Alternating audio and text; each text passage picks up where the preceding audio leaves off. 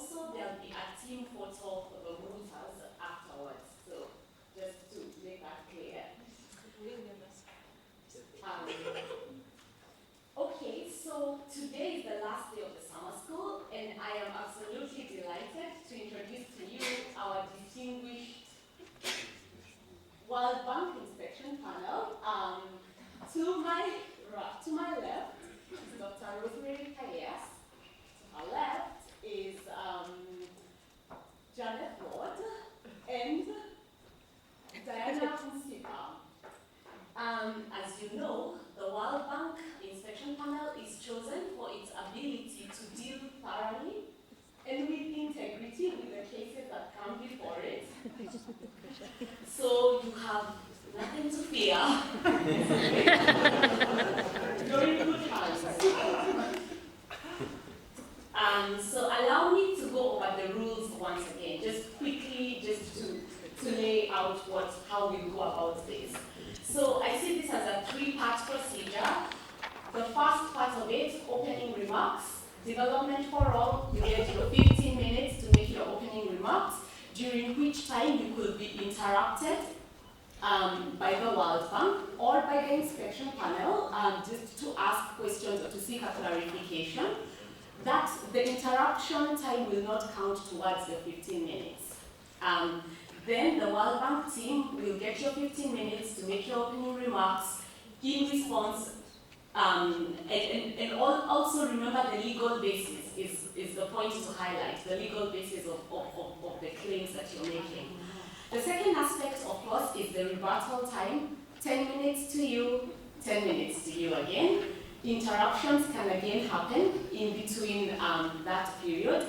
And then after the rebuttal period, the chair will invite each team to make a 1-minute closing kind of summing up statement.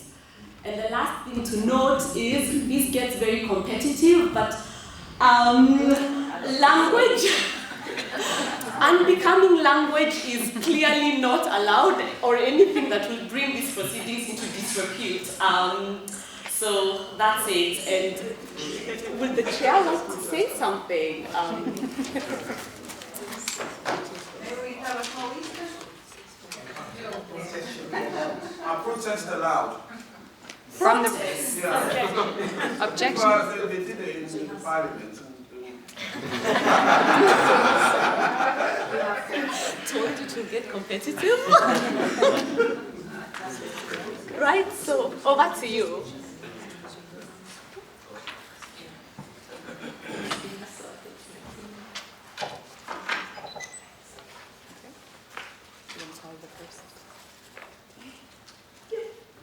Okay, good morning, ladies and gentlemen. Welcome to this exceptional oral hearing of the World Bank inspection panel.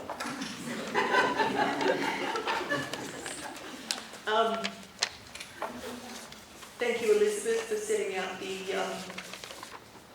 rules for the engagement today. I would like to call on the first speaker for the Disability Coalition from Gilead.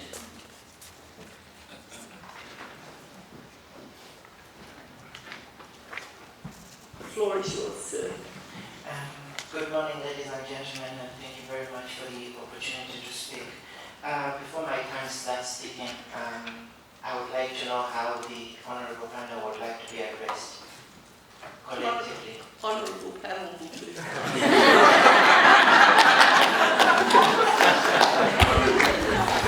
Thank you very much, Honourable Chair.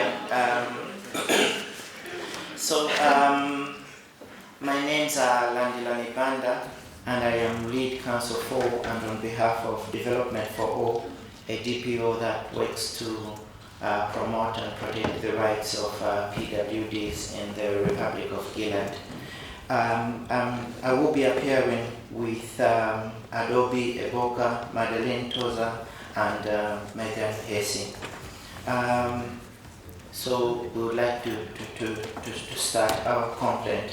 From the outset, we wish to state before this honorable panel that we are bringing this complaint pursuant to the two accountability principles of the World Bank, what are they now? Of the World Bank rules and special procedures, and further pursuant to Article 32 of the CRPD. We note that the facts leading to this complaint are already before the panel, so we won't labor to repeat the facts. We know that you know them very well. From the outset, we wish to state and submit that the World Bank, as a non-state actor, has got human rights responsibilities. These responsibilities are located, among others, within the Maastricht Principles on the implementation of economic, social, and cultural rights. And with specific reference to this case, these responsibilities are located within the normative context and the normative content of Article 32 of the CRPD, and further within the normative content that has been given to the CSCR and the Universal Declaration on Human Rights. With specific regard to the complaints, we're bringing this complaint primarily with the submission that the World Bank has breached its environmental and social safeguards with respect to the project that it is running in the Republic of Gilead. And in that context, we also argue that it has contravened the provisions overall of the CRPD. That said, we wish to state that we've got three grounds or three contentions under which we are bringing this complaint. The first contention is that the plans to rebuild a psychiatric wing in the main hospital to house child soldiers contravenes Article 19 and Article 32 of the CRPD, as it reinforces stigma, discrimination. Mr. David, can I interrupt you there? Can I just go back and clarify Most the of two that. articles that you say that are in contravention here? Article 19 and Article 32.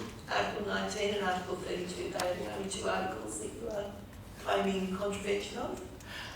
With respect to the first ground, those are the substantive articles that we'll be writing to, and my colleague will amplify on how the CRPD has been contravened with respect to the first ground of argument.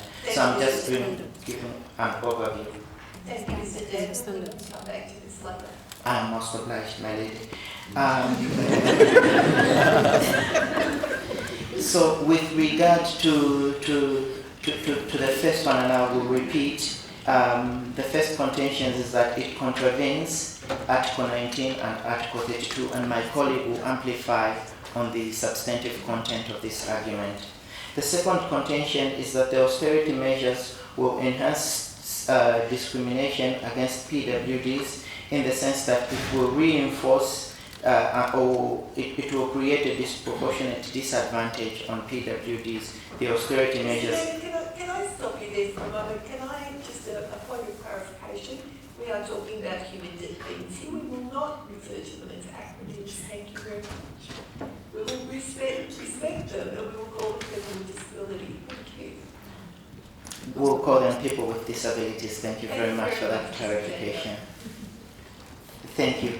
So with respect to the second contention, our contention is that the austerity measures will enhance discrimination against people with disabilities, as these measures will create a disproportionate disadvantage on people with disabilities. Again, my colleague will amplify on how these austerity measures impact on the social safeguards and on the CRPD.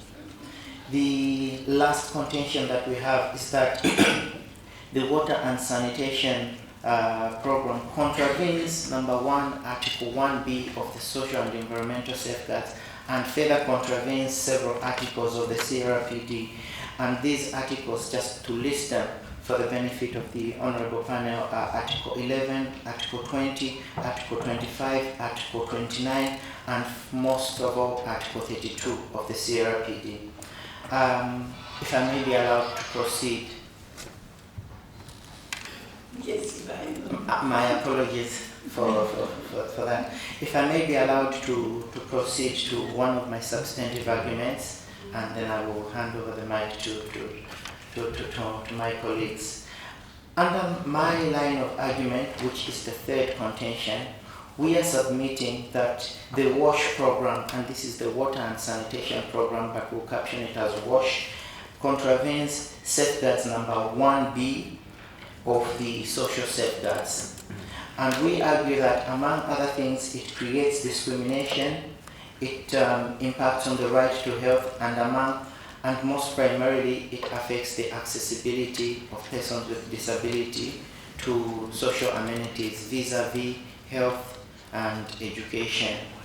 As the facts already state, that there was an emergency and the World Bank did not consult with the DPOs, or let us say they did not consult with people with disabilities with respect to the WASH program. And that flies in the teeth of the CRPD, in the sense that the spirit of the CRPD is to ensure that there is accessibility to social amenities and to all the environmental facilities that may be provided within the state of Gillard. On the other hand, if you look at the facts within this complaint, they clearly show that the creation of the 10 wells in the village, and also the building of the schools and hospitals without consultation adversely impacts on the accessibility rights of people with disabilities. Further, the argument that may be made by our colleagues that because there was a state of emergency, construction rules had to be relaxed, flies in the teeth of international humanitarian law, because you cannot justify you cannot justify a breach or a violation of human rights on the basis that there is an emergency. So the human rights obligations remain, or the human rights obligations are retained. The last point I wish to make is that every state's responsibility with respect to human rights is to respect, protect, and fulfill. And the obligation or duty of non-state actors is to ensure that a state is helped to respect, protect, and fulfill the rights of its citizens. In this context, the rights of the vulnerable group, that is people with disabilities of Gillard, have to have their rights respected, protected, and fulfilled through the CRPD. And by implementation of the World Bank project, this was holistically breached. I thank you very much.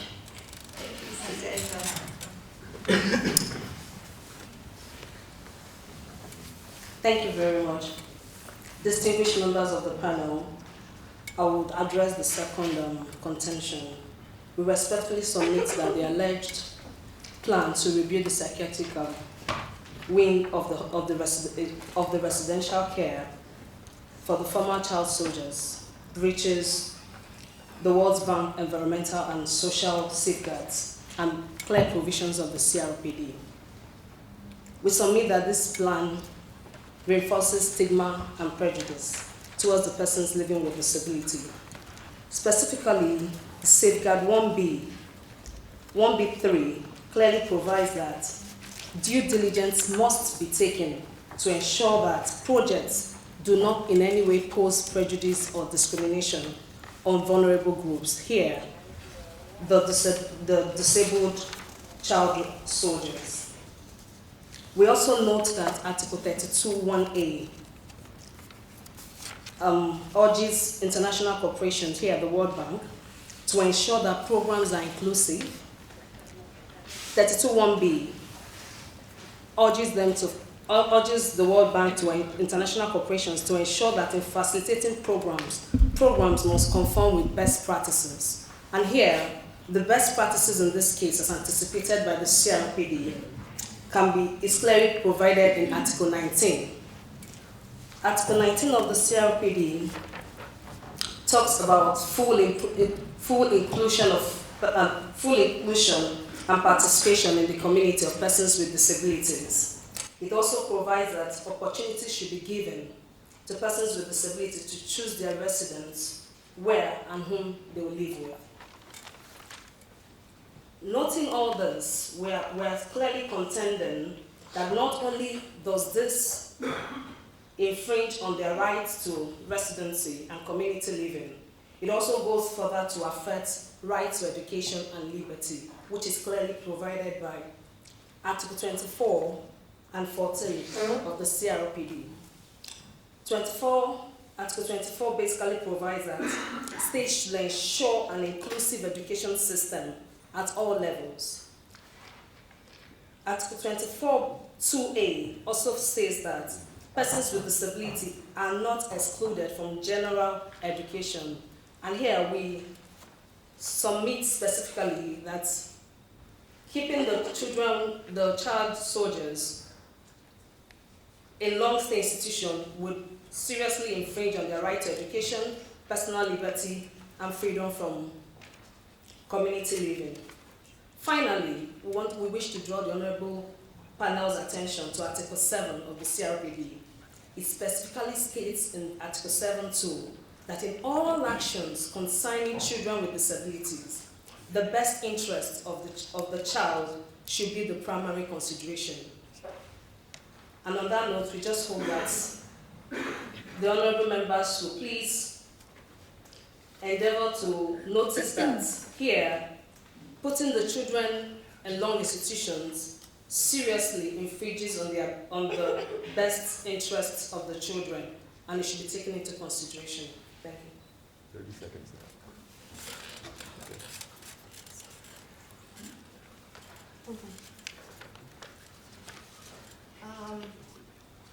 Honorable panel, the third element we want to challenge before you is the introduction of the austerity measures in Gilead related to decreases in benefits, major tightening of eligibility criteria for benefits, and voucher for rehabilitation services for persons with disabilities.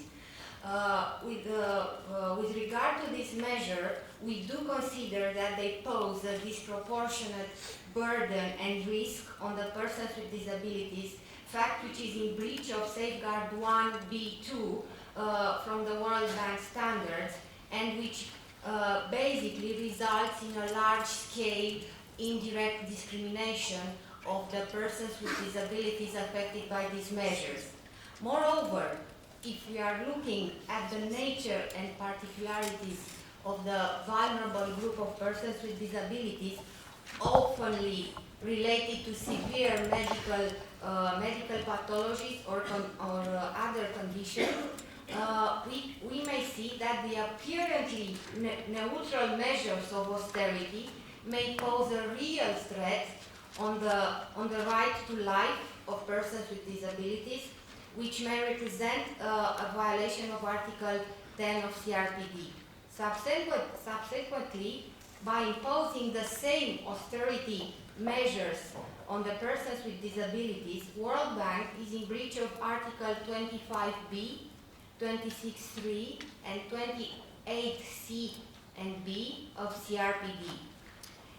Taking into account that World Bank program is intended to be a international development program, the mass austerity measure, irrespective of the particularities of their target group, and now we are referring to the persons with disability, represents a violation of Article 32.d of CRPD, which specifically provides for appropriate technical and economic assistance of persons with disabilities. Thank you. Thank you very much for these speakers from Development for All for the country Gilead. I now give the floor to the World. Alex, do you have any questions?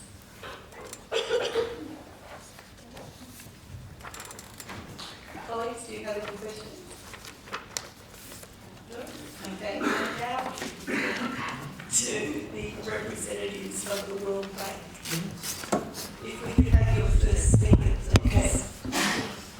Good morning, members of the World Bank Inspection Panel. We are very honored and thank you for this opportunity. Sorry, I'll just come back to the original question that was asked by Mr. Dander, Honourable Panel. Honourable Panel, yes. We thank you because we really appreciate this opportunity in this special circumstance to be heard. My name is Kate. I'm the lead advocate, and I'd like to introduce our co-advocates, which is Robert, Luke, Frederick, and Katie. And today we really want to start with highlighting the special circumstance. And so really looking at, an important part of this discussion is just what was occurring in Gilead at the time. This is not only a developing country, but a developing country that has just gone through a hand combat civil war.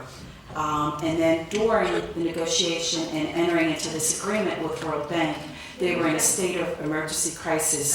Excuse me, please. There's an objection from... Sorry, objection, relevant to the rules of the proceedings,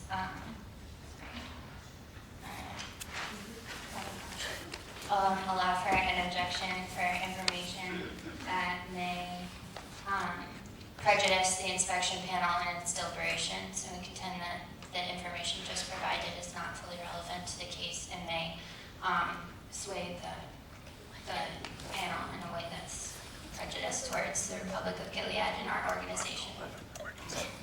Do I respond, or do you respond? Well, I may apologize. Got something with you. Yes, okay. I think you may need to refrain from presenting the case of Gilead as something other than within the bounds of your safeguards. So every country should be applied, the safeguards should be applied to each country as they are on an equal basis with others. So special conditions will only be circumstantial if there are states of emergency. If you don't have states of emergency in place, then I will not be receiving further information. There is a state of emergency in place. Yes, so if you keep it constrained to just that. Okay. Okay, wait, your objection is there.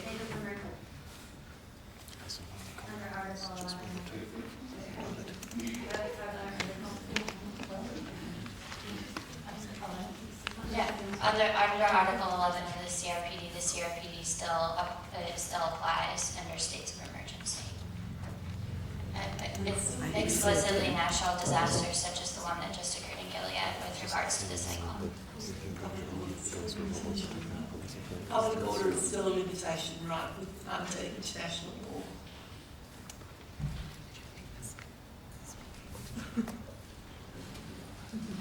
I can only allow it to proceed. Okay. I can proceed? Thank you. Okay.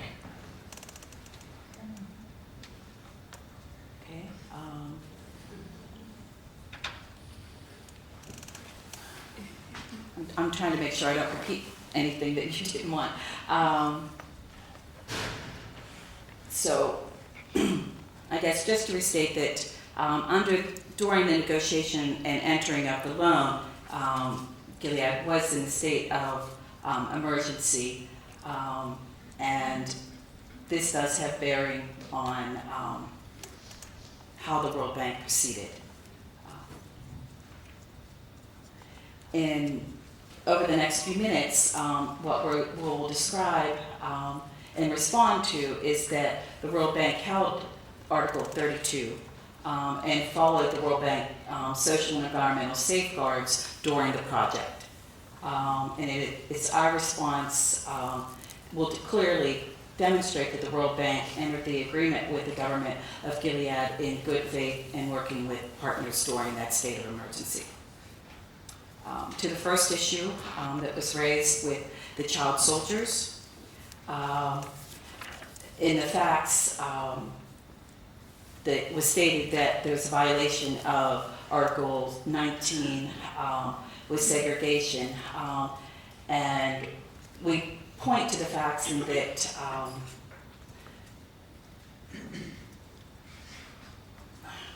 because I keep going into some more detail that I know you don't want.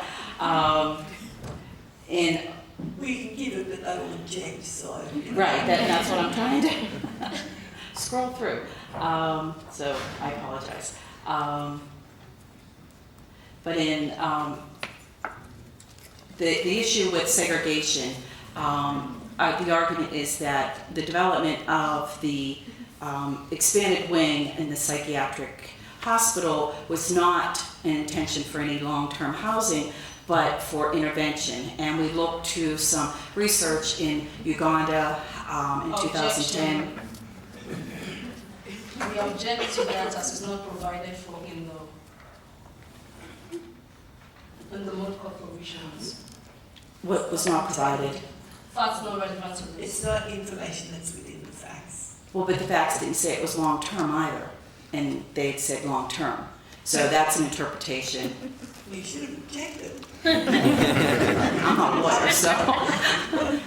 I mean, the latest facts do not say whether it's long or short. And so in our research, there have been other countries that use training in intensive therapy for reintegration, and that is the point that we're making, that it's not violation, because that was the intent. That was the use of that facility. Okay, I'm going to have to draw a line here on content. We're working within a fact scenario. We can't start introducing stuff outside the fact scenario because people will not have had access to that information prior to either party stating it. So, you cannot refer to the housing of the children as long term. It's not included within the facts. Might quickly be allowed Honourable panel first. You cannot refer to it as short term because that's not stated in the facts. Okay, but But it is residential care for children, and we will argue it on those facts because, believe me, there's enough within CRPD to argue just on that point. Gilead, what was your second objection? And hopefully the objection is not about what the Honourable panel is saying. We had wanted to guide the panel to draw the panel's attention to fact scenario for the Moot Court, which states that to expand the residential care. Residential. right. Yeah, I'm not we're arguing. dealing with residential care, and we will leave it with that. We will not say whether it is long-term or short-term. They are not words that are included in the fact scenario. I've been marking all week. You've got me on the wrong day. I will revise the statement then, but still hold to the fact that the residential stay was purposeful for reintegration with intentional intervention. And so that in fact, by having that service, it's going to, because the service would not only prepare the child soldiers who are different from when they left, and so there is research that shows that they need that, as well as preparing the community. So in fact, it's actually protecting the child soldiers and the community and preparing each for that reintegration. Can the World Bank point us to anywhere within international law that these provisions are upholding? Well, the CRC 24. CRC would be the Convention on the Rights of the Child. Yes. And also 29 of CRPD. What does CRC provide? That's also, oh, I'm sorry, CRC 29 as well as 24. What does 24 and 29 provide?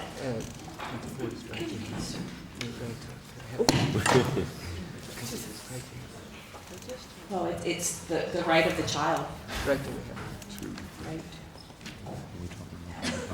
Well, right to help the child, and that's the intention of this intervention. Okay.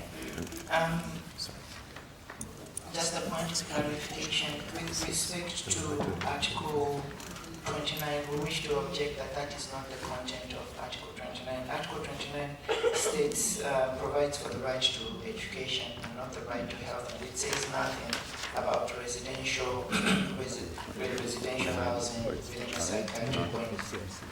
Are we referring to the Convention on the Rights of the Child? The Convention on the Rights of the Child, Article 29. They were talking about Article 24. They were talking about Article 20. We had Article 29, and I think that is what the narrative states. But if you look at Article 29D, it reads, the preparation of the child for a responsible life in a free society in the spirit of understanding peace, tolerance, equality of sexes, friendships among the people, national and religious groups, and persons of indigenous origin. With respect to the right to education and not the right to health, as was earlier stated. So most obliged. Okay, we will note that. Have you got any objection with them signing 24? Article 24 refers to children with disabilities. No, that's 23. Yes, we do have objection with respect to Article 24, especially if you read it together with General Comment number 14 on the right to the highest attainable standard of health, which specifically states that exclusion is not within the normative content of the right, so it flies within the teeth of residential housing and confinement. Okay, you've got a durability. It's actually very strange that we're objecting to. I will note your concerns with their citing those particular articles, but it's their argument. If they want to pull it up, they can. But it's not really an objection in terms of the procedures of the panel.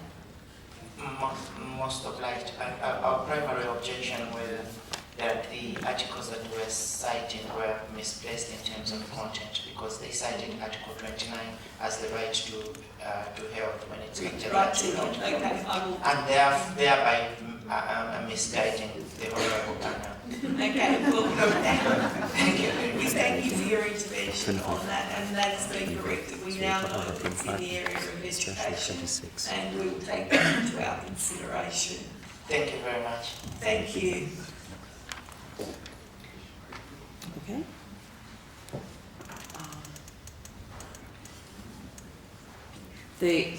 The overall point and emphasis of our argument is that this education intervention will not only protect the child soldier and prepare them for reintegration, but also protect them from stigma and discrimination that they might experience if they don't receive any preparation or if the community doesn't receive preparation.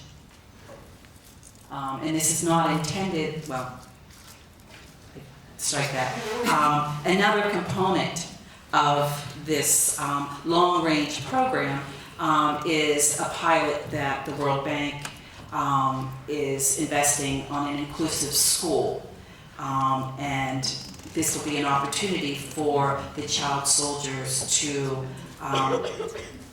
once they're in the community, to be educated with, it's an inclusive school, so that there would be various members of the community. They would be interacting and educated in that setting. Okay, the next issue, the one with the water and sanitation. This one was somewhat puzzling to our team in that, given the state of emergency in Gilead, it made us wonder what purpose or to what interest the action the DTPO had against the World Bank. Because in that state of emergency, the goal is to provide the water and help, and that was succeeded, and we question what the role is of the community in that state of emergency to help in that short term with getting access to that water. The World Bank certainly recognizes the need for accessibility and clearly wants to enter into an agreement in that part of that long-term project to properly implement accessible equipment and access. But in that moment of that state of emergency, the need was recognized and that help, or the water was provided, and we looked to the community to help with the continued getting that to everyone. And when we look at the articles, Article 25 calls for provision of clean water, and Article 28, subsection 2, calls for equal access, but in the state of emergency, it's the access that we're looking at as an emphasis.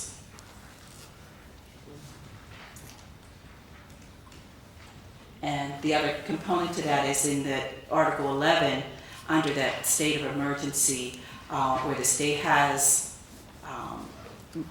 acts in the best interest of their people. We also look at the sovereignty of the state to implement those actions, not the bank. We wish to objection. First and foremost, we wish to state that there is no legal basis for this argument. The second is that this complaint is very specific to people with disabilities, and it has not been made in generic terms as the World Bank panel is stating. So if they could be specific with respect to people with disabilities and not apply the article generally, will be most appreciated. Thank you. Well, our view is that the state of emergency was for everyone in Gilead. That was more or less the point. But our procedures here are dealing with people with disability. Yes, and we talked about what the World Bank would want to do to properly address that. But what we're doing is we're defending the actions that had occurred that during the state of emergency, that was a state of emergency for everyone. Okay, I just want to, I just need to speak with my colleague because I think she held their objection a little bit more clearly than what I do. They're saying this is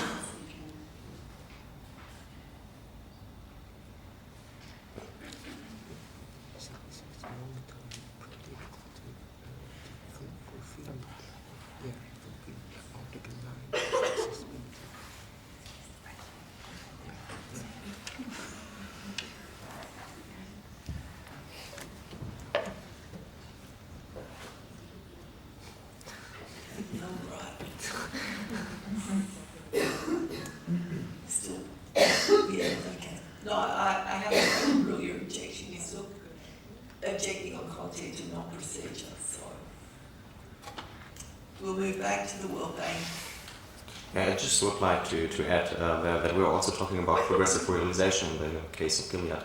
So we're working in a developing country, and so it's our responsibility to look at the economic sector and to provide, that we will have, that we can implement the right to health in a long-term project.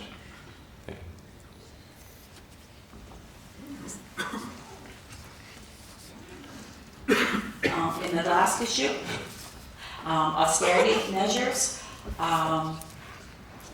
Again, we argue that the austerity measures were not discrimination, and under Article 5 and 28B, we could show that the discrimination, they did not show discrimination for individuals with disabilities, and that in the facts that the sovereign state of Gilead acknowledged the responsibilities to ensure persons, this is on page 5, persons with disabilities do not experience discrimination in the austerity measures, and that the reduction of benefits will impact all eligible groups, equality including widows, orphans, persons with disabilities, and other protected groups.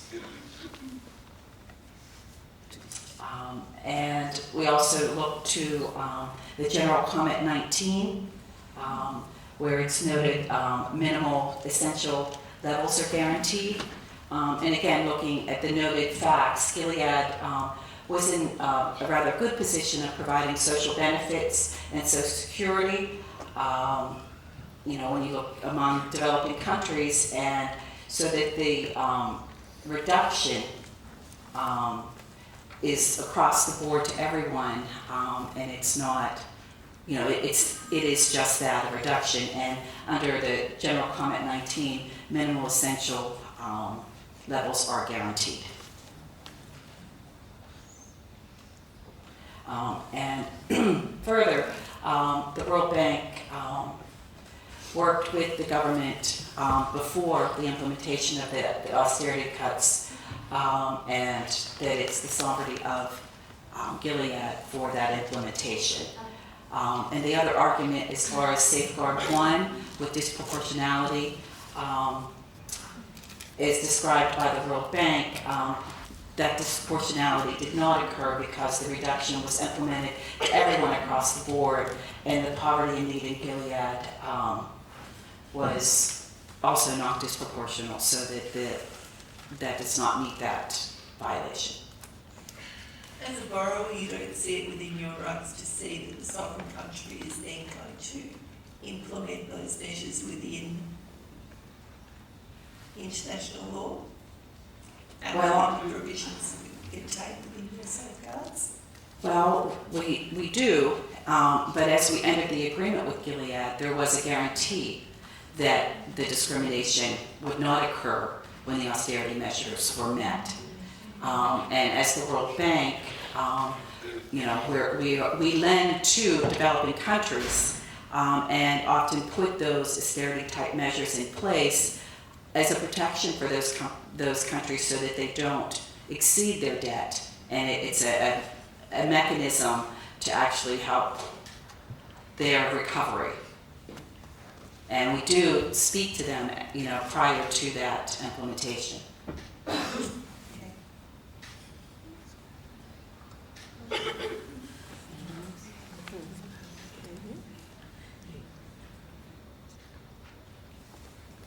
Thank you.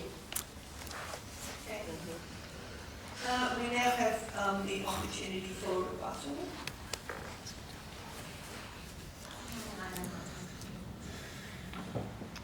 Good morning, Honorable Panel. My name is Megan, and I'll be doing the rebuttal for the DPO from Gilead. First, in regards to the World Bank's argument about this being a matter of states parties that's not necessarily pertinent to them as an international lending organization, I'd like to remind them of Article 32, which speaks to relevant international and regional organizations, of which the World Bank is one, specifically 32.1a, which talks about international development programs, of which the World Bank is one of the leading examples.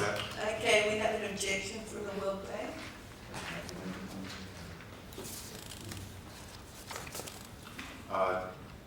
Honorable panel, we'd like to make the point of a straw manning of our argument that this was not a point yet made. I don't believe there was any mention specifically of 31A and our lack of application, so this isn't an argument we've made.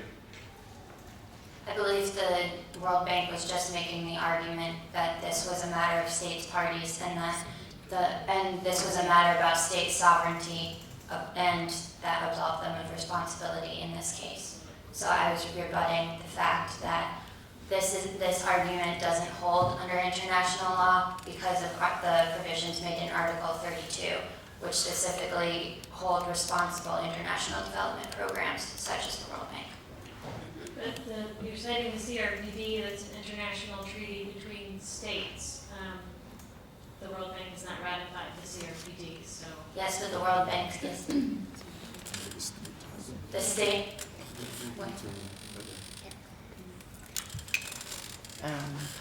That said, the World Bank still retains a responsibility under the CRPD, as earlier stated, within the Maastricht Principles and also within Article 32, that it is still a human rights actor with responsibilities and with respect to human rights. Thank you. I would like to give an answer. So I want you to make this again, so that the World Bank didn't ratify the UNCRPD, but never mind, there's no violation of the UNCRPD so far. So we are totally in line with the provisions of the UNCRPD. So that I don't really see the point of your argument. Right to reply. You just said about sorry, what did you say about the right to reply? No, right to reply to the argument that was made.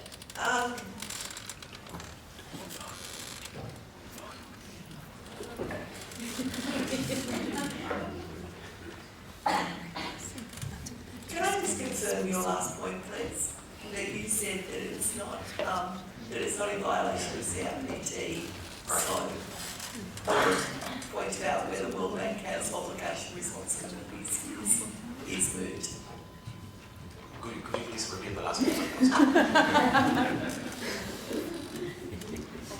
I should have asked that.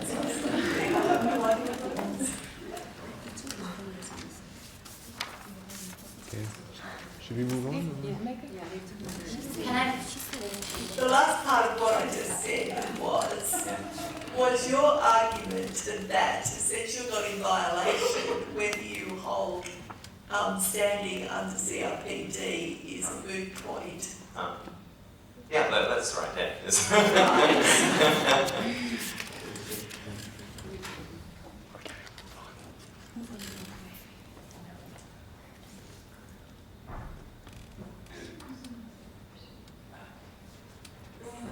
Proceed with their reply. Thank you, Honorable Panel.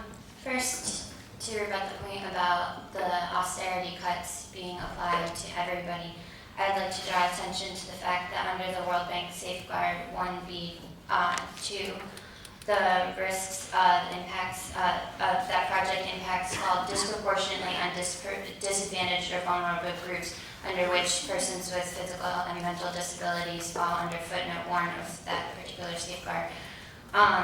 That based on the information provided in the case, which also holds that disability assistance, pension schemes for widows, orphans, and disabled veterans, and vouchers for rehabilitation devices adds to a cumulative impact and a disproportionate impact on persons with disabilities. Furthermore, the cuts to vouchers for rehabilitation devices is in violation of Article 26 of the CRPD. Furthermore, we'd like to highlight the fact that we would like to point to the preamble of the CRPD, paragraph T, which says, highlighting the fact that the majority of persons with disabilities live in conditions of poverty, and in this regard, recognizing the critical need to address the negative impacts of poverty of persons with disabilities. So it speaks to the cumulative impact that these cuts would have on persons with disabilities, never mind the fact that some of the cuts are specific to persons with disabilities. Furthermore, on the point about the child soldiers, there's no evidence provided in the case that the residential care facility is going to prepare them for reintegration. That's not provided in the facts. Furthermore, it is a violation of Article 19, the right to live in the community. And going to rebut their point about this being a best practice of which international development programs are required to promote under Article 32(1)(b) of the CRPD. We would like to cite Africa Working Paper Series number 23 that the World Bank published itself, which speaks to child soldiers being best reintegrated in the community through family reunification and this type of rehabilitation being done within the community. So there's no basis that this is a best practice that should be continued. Furthermore, the rebuilding of the psychiatric wing holds against the progressive realization measures of the CRPD found in Article 4.2, which says that states parties have an obligation to eliminate discrimination and also take steps and not retrogressive measures. So rebuilding a psychiatric wing in a country that has ratified the CRPD and should be moving towards community-based services constitutes a retrogressive measure of a move back towards institutionalization and constitutes a failing under the CRPD on that grounds. Finally, the water and sanitation programs. which says that the wells will be built on raised platforms. This violates safeguard 1.5, which also, forgive me, says that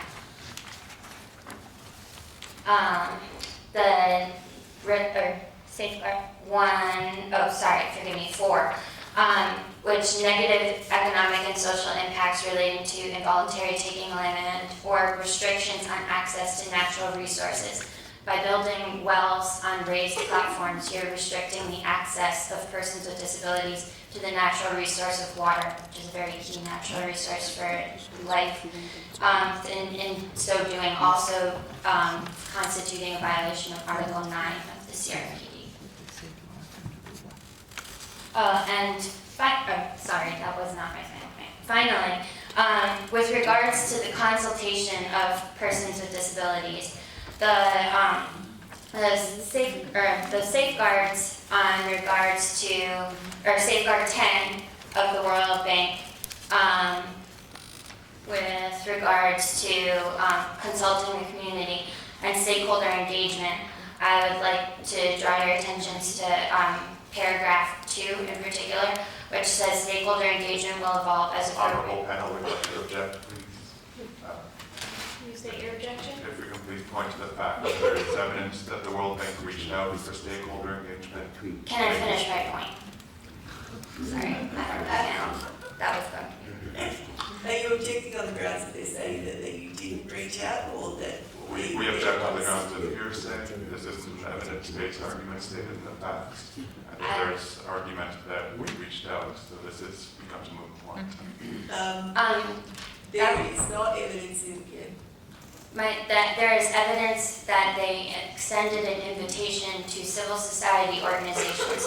However, paragraph 2 of Environmental and Social Standard 10 says stakeholder engagement will involve, as appropriate, following elements: stakeholder identification and analysis, stakeholder engagement planning, disclosure of information, consultation or participation, grievance, exemptions and response, and ongoing reporting and project affiliated communities. Furthermore, in paragraph 3, it says the nature, scope, and frequency of stakeholder engagement will be commensurate with and proportionate to the nature and scale of the project. And on this, we have 2 points. First of all, in a rebuilding of a psychiatric wing to provide residential care for 300 child soldiers who have either psychosocial or physical disabilities and are in need of rehabilitation, that it would be commensurate with and proportionate to the nature of that project, in which all of the people affected are going to have disabilities, to specifically identify and consult with a disabled persons organization rather than provide a general invitation to all civil society organizations. I need to go to the facts. I can't. As far as I remember, the facts say that there was an invitation to consult, and so we have the facts don't give us enough for you to claim that it's outside bounds as far as I'm concerned.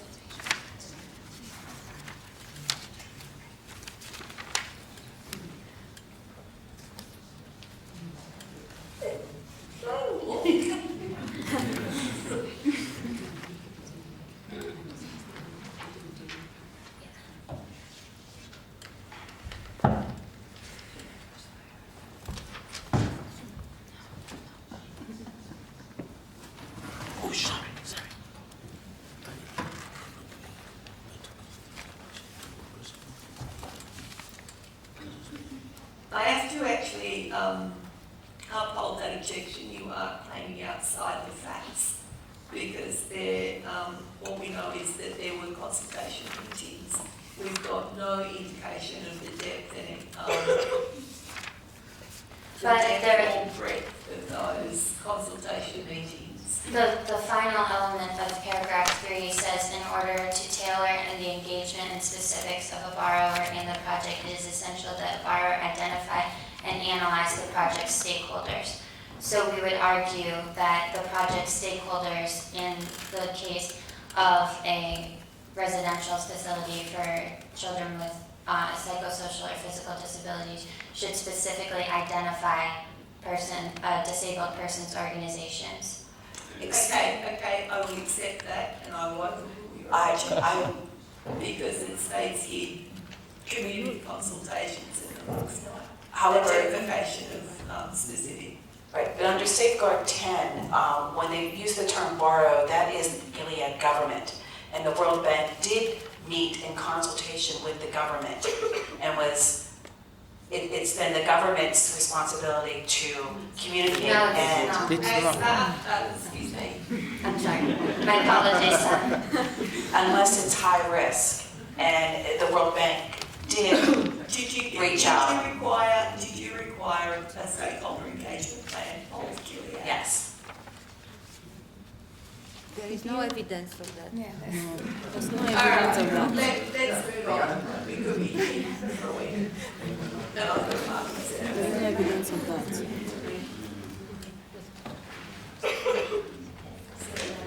Could they save the objection for their report out? The facts do, We should save the objections for the report out. no, that there were reputations. Yes, I'm noting that, I read that. Okay, sorry. They were to community consultations, they weren't to disability-specific consultations. Megan, have we Yes, finished and- your reply? One more point. In addition, the World Bank team noted that they have a small pilot project for inclusive education, and the government was fully supportive of this effort. That the World Bank team implied that this was for the child soldiers, and there's no evidence of this. Furthermore, we would hold that that's not materially relevant to this case because our 3 complaints were about 3 specific projects. And while we commend the World Bank team for funding a pilot project on inclusive education, that's not relevant to this case. Thank you. I would like to make a note of there.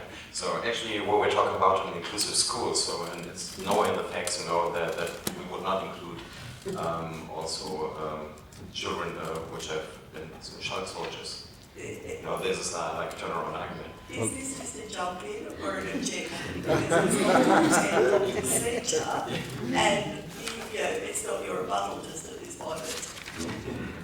Okay, right, now we can have the World Bank reply. Okay, so I would like to start with one point about education actually. Thank you very much. So, as we have said in our introduction, we're talking about an inclusive school. So, an inclusive school is not only inclusive for physical disabled persons, as also for persons with mental disabilities. So, we are going to reintegrate the children into the communities again. So this is like a long-term project which we are going to start. Objection. There is no, it is not in the fact that there is an intention on the part of the World Bank to reintegrate the children within the community. The facts simply state exclusion in a residential wing. Thank you. All we can do is take that on notice. Okay. But it does, the facts say that they haven't been reintegrated yet, so this is part of the progress when you reintegrate child soldiers actually. This is part of rehabilitation. It does say yet. May we be guided to the provisions, please?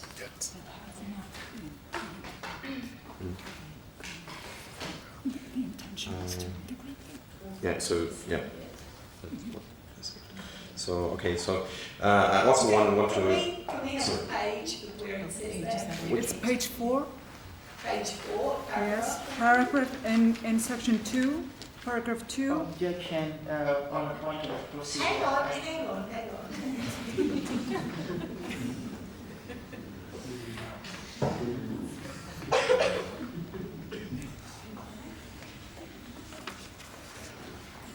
Yeah, It implies that they are. Objection once again. We thought that the advocates are defined and not pass this to table, please, and give the people in front to see. Thank you for the guidance. All right. The renovated wing will house 300 former child soldiers who have not been reintegrated into their community. There is an implied, but it doesn't concretely say that they are to be integrated. It just says they have not been reintegrated. All right, let's keep it to the fact that they have not been reintegrated and not try and suggest that they are about to be reintegrated. The second point we would like to please respond to is to comment on austerity measures and the argument of disparate impact. We would like to make a point out that in unfortunate times of austerity, the impact of economic shortfalls fall on all of greater communities. It's likely that there will be impact across, and it's unfortunate that this is a necessity part of long-term rebuilding and restructuring. In terms of the long-term economic, socioeconomic interests of all people, including people with disabilities, austerity is a necessary measure in terms of restructuring and rebuilding. Citing Article 11 in terms of emergency, things such as austerity become a necessary part of rebuilding economic structures of society, and we no longer can claim things such as disparate impact when we know that this may have impact in the short term effect on all people, but in the long term this is in the best interest of the state in terms of the rebuilding efforts. Can I ask as a borrower, as a donor, did you ask the borrowing country's treasury to give estimates of impact across population groups? Yeah, they stated that, Gilead stated that there would not be discrimination under the austerity measures. That's in the facts. So yes, you did see clarification from the sovereign state. Yes.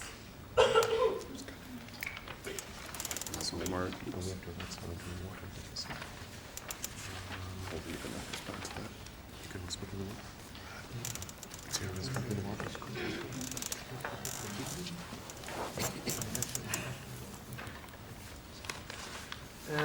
The school, water sanitation, the water sanitation was under the national law of protected building, and the World Bank in the guidelines say we also shall follow the national legislation. So that, and the World Bank will have a collaboration with the government Gilead to fulfill the Article 9 about accessibility facilitation.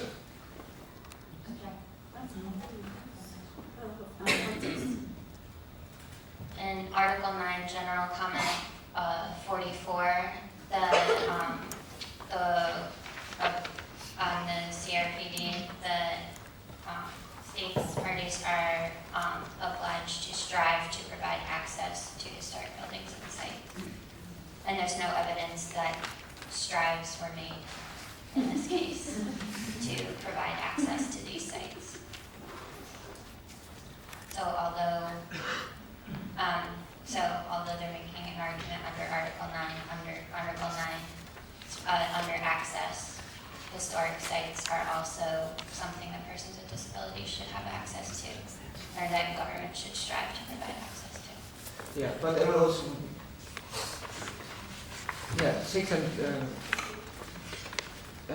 World Bank noted in exception in section 36 of Gilead's building code to accessibility requirements for public buildings where the buildings is a protected structure as the school.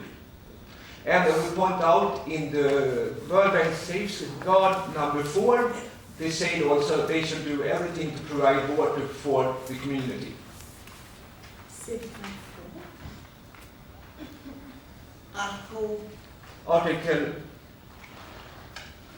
Safeguard 4. They safeguard. They will be guided to safeguard 4. Safeguard 4 in the World Bank. The World Bank. Yes, that's 4. Objection on the We would object on the fact that safeguard 1.4 also applies to persons with disabilities, and that by not providing access for persons with disability, or not providing access to water in a way that is available for persons with disabilities that actually goes against Safeguard 4 rather than using it to uphold their actions. Well, but the World Bank also has to work with the sovereignty of the government, and they had an exception to their building code that we had to work under, the exception 36. Yes, but the government had to respect the international law that it ratified. But it's not the World Bank's, we can't enforce, we can't require them to do more, we're just under an agreement. I think we need to get to summing up. To sum up, I'd really like to reiterate the key statement of facts and the grounds, our argument, in the argument that this is a matter of emergency.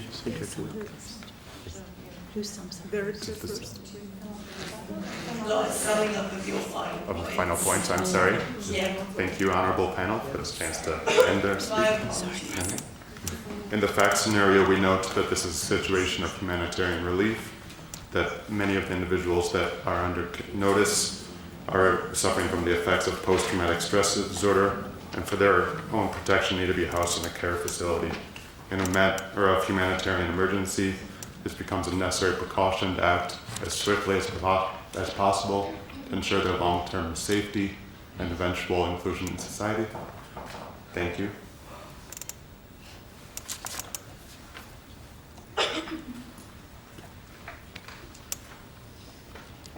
May we be allowed to make our concluding summation? Thank you very much. In conclusion, we wish to state that overall, the World Bank breached safeguard number 1 and safeguard number 10, and in so doing, it contravened, not violated as it is a state party, but contravened its responsibilities under Article 32 of the CRPD, and in so doing, contravened other articles within the CRPD, vis-a-vis Article 19, Article 21, Article 25, Article 24, Article 28, and Article 29. I could go on. Thank you very much. And in so stating that there was a contravention of the safeguard and a contravention of the CRPD, we wish to seek the following reliefs before this honorable panel.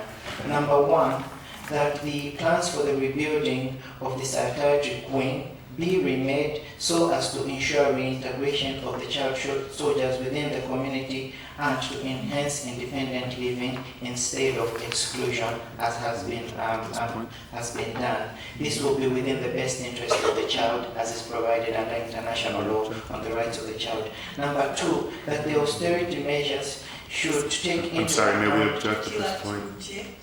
We'd like to object that the substantial of this hearing is regarding the safeguard and that the long-term implementation plan is not relevant to this current hearing.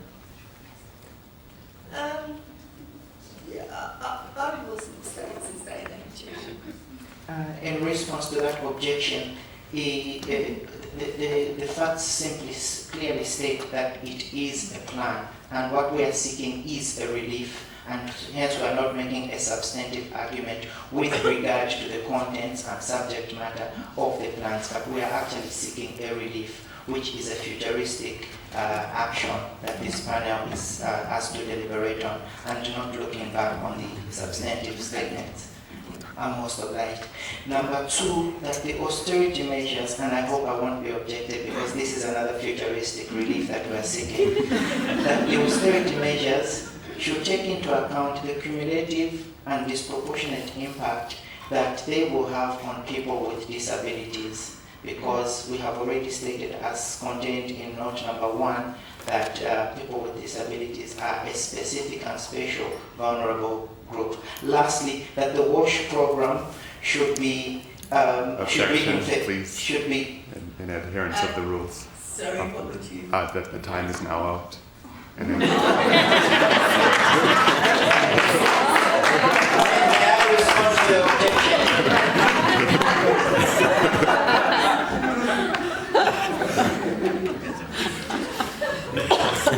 and the response to that objection is that I was making my last point as the objection, so he ate into my time, so I still have 10 minutes on the floor. I was going to give you the time to finish it, and if you don't shut up, I'm Thank you very much. That the WASH program should be inspected so as to look at the extent of the extent of the harm that has been done, and so that the appropriate measures can be taken to ensure that there is accessibility for persons with disabilities. Thank you very much. And I will end with a quote, which I know is not going to eat into my time, and this quotation, and so unprecedentedly so, but the quotation is, when the axe went to the forest, the handle said, look, the axe said, look, the handle is one of us. The point of the quotation is that the people living with disabilities are a vulnerable group, and they'll be made further vulnerable if this panel does not look into their specific interest. I thank you.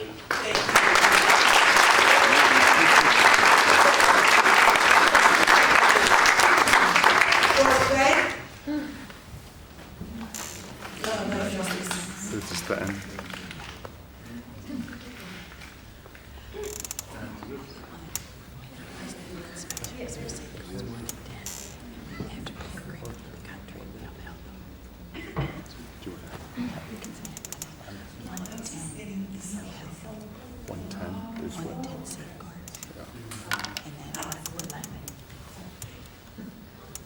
In conclusion, we'd like to thank the honorable panel, as well as the due diligence of the opponents and their keen attention to the needs and safeguards of the World Bank to make sure that we act in accordance with the law.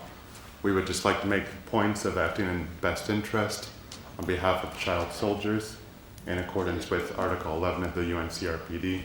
We'd like to reiterate a statement of facts of our application of the safeguards 1 and 10.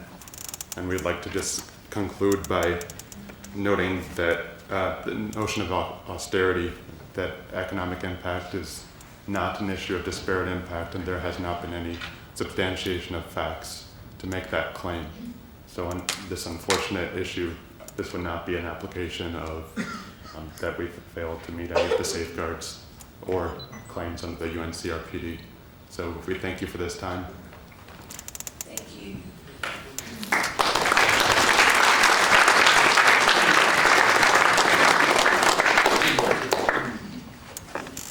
Without preempting the honorable panel's verdict, I would like to commend the team for their deep research, for their passionate arguments and articulate arguments. Let's give it up for development overall.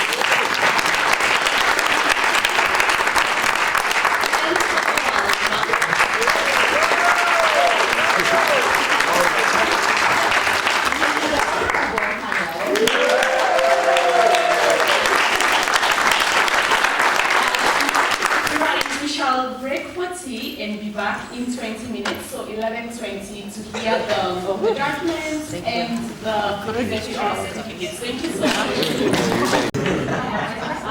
The moment of reckoning is here. Honorable panel, are you ready with the decision? Yes, we are. Right, over to you then.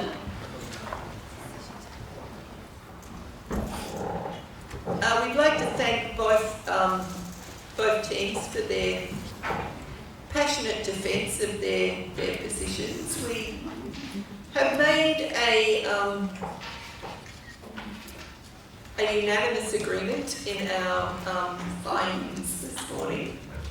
I will go through the arguments in our findings on the three issues, issue by issue, and we'll conclude with some overarching comments about both presentations. First of all, we'd like to start with the child soldiers and the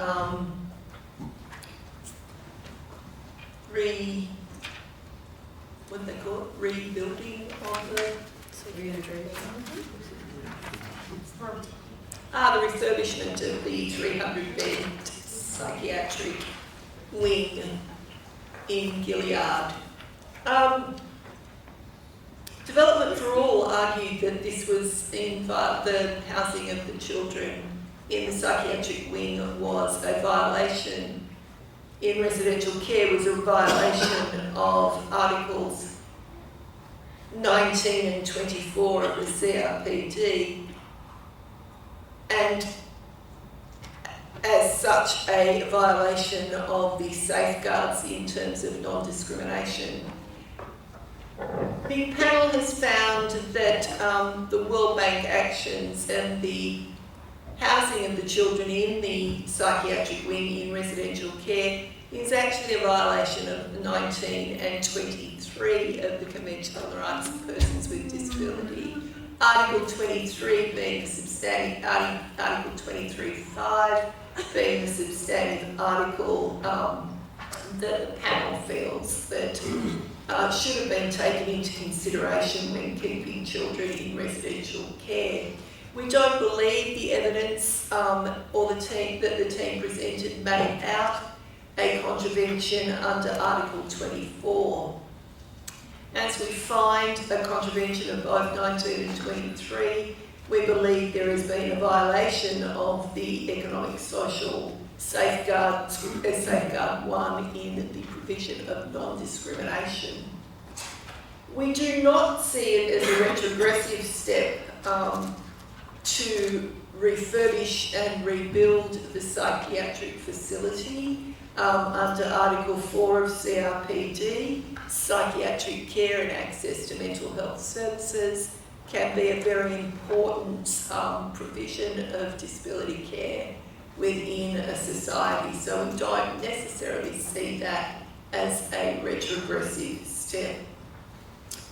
In terms of water and sanitation, the wells, the construction of the wells being on raised platforms,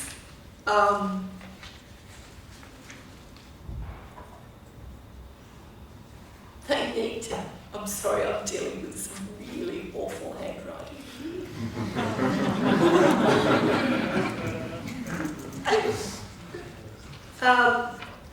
And the need to be accessible. I think that's what it says. Is that what it says? Yeah. Okay.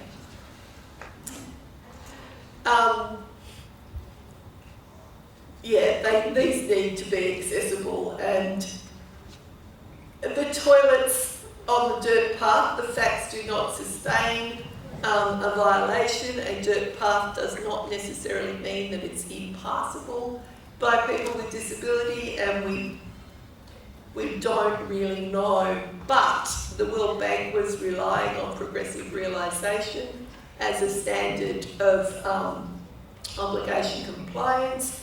If you were going to rely on progressive realisation, you would need to have a plan that makes out full compliance, articulating clear measures and steps that will be taken to bring the right into full realisation. We do not accept that this is a violation of accessibility rights. Accessibility within Article 9 of the CRPD is a implementation measure. We would see it as a contravention of Article 28 and the right to clean water and sanitation.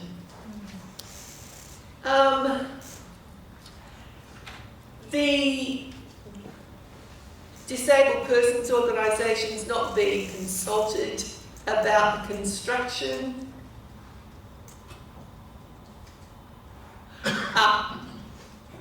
Okay, I don't know what that says.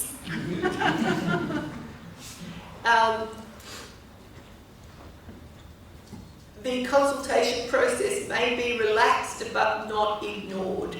Whilst in times of emergency there is provision for a relaxation of consultation, this does not substantiate ignoring consultation or ignoring advice from the people concerned.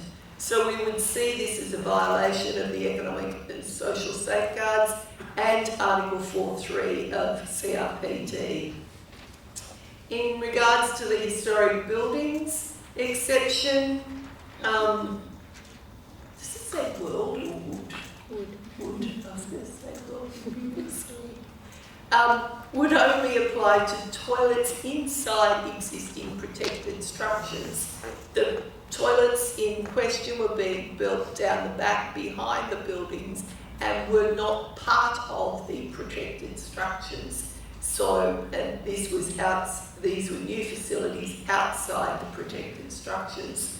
So we don't believe that there is any exception for World Bank not following safeguards and procedures in that case. Given the austerity, and now I'd like to move to the austerity measures.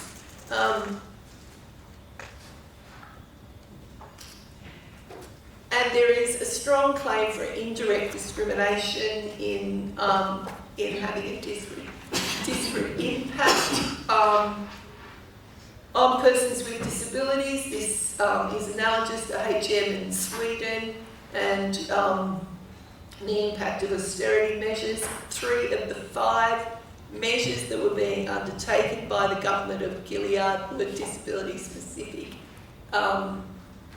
measures, and it could also be made out that the other 2 areas of impact of orphans and widows could also hold a high level of prevalence of disability within those groups. So there is a strong claim that there would be disparate impact in the area of disability under the austerity measures, and that would sustain a contravention of the non-discrimination principle within the safeguards. With that said, neither of my colleagues have anything they wish to add to the judgment. No one wants to dissent and walk out and discuss. We would like to thank you for your powerful presentations, and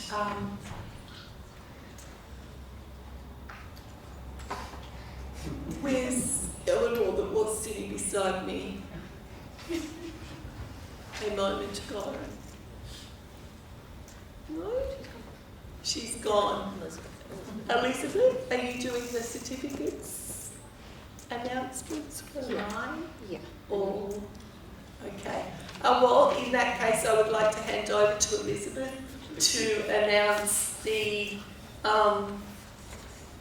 best advocate and the best rebuttal. And we would like to acknowledge the presentations by both teams as being excellent. Thank you very much.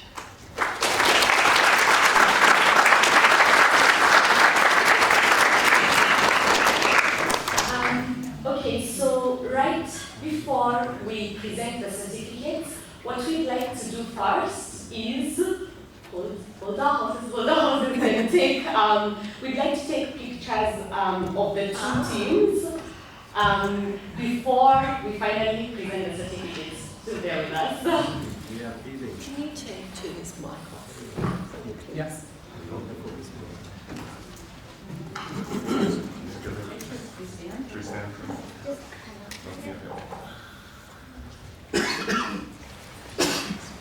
So let's see, you want to do just the advocates or everybody who is involved?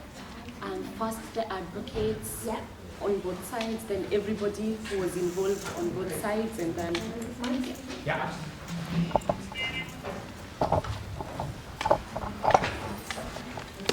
Yep, so if you want to line up with the flags, maybe.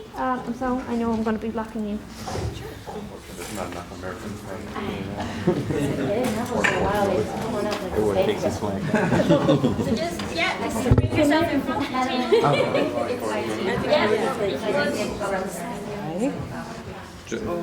Okay. Pretend you work well. Yes. Oh, you have to go in the middle, huh? Yeah, of course. Would you guys think, I might suggest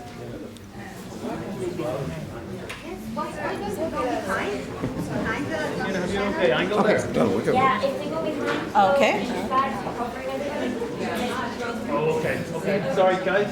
Dennis' plan was the right plan. Oh, we'll stay in front. Okay.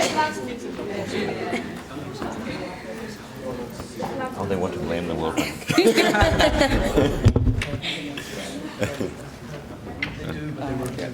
There we go. What's last name? 1, 2, 3, and I'm going to take a few. Yep. Great. Great. Thank you.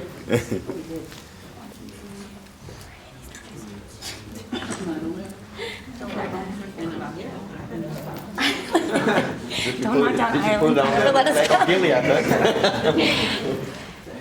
Push to the arm. There we go.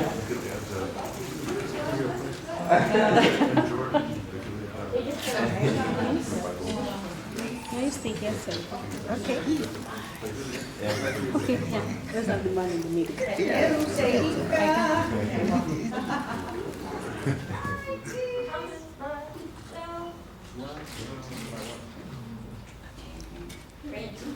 Thank you.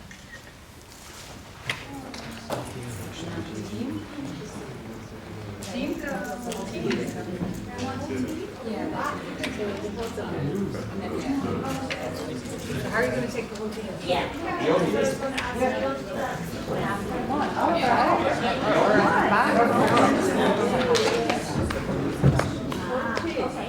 Or if they want to sit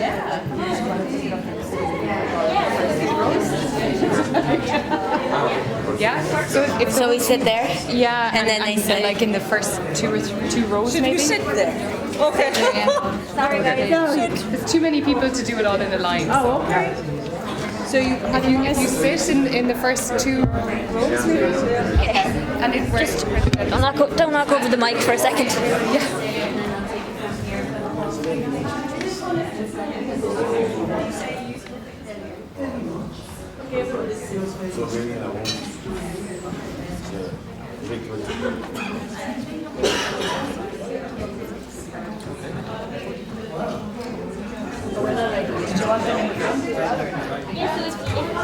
Yeah, so the advocates want to sit in the front.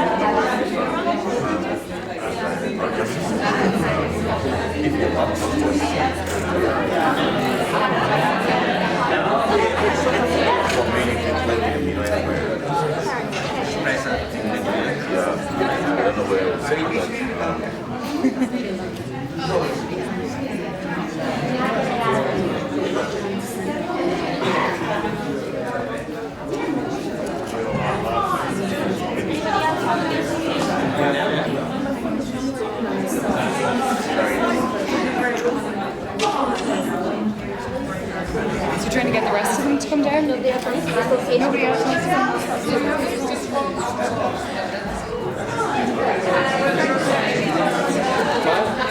I'm taking the World Bank team photos. There are people at the back of Friday who are on the World Bank team. And you want to come to the front and be part of the World Bank team? I want to stay with you. They don't want to.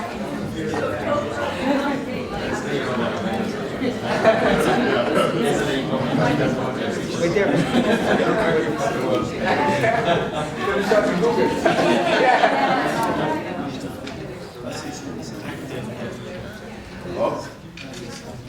Yeah.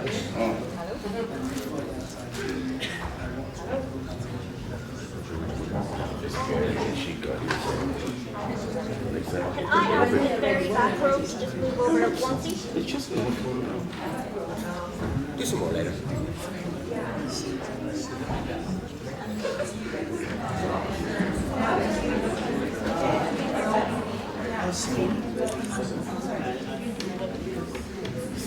I'm going to get everybody.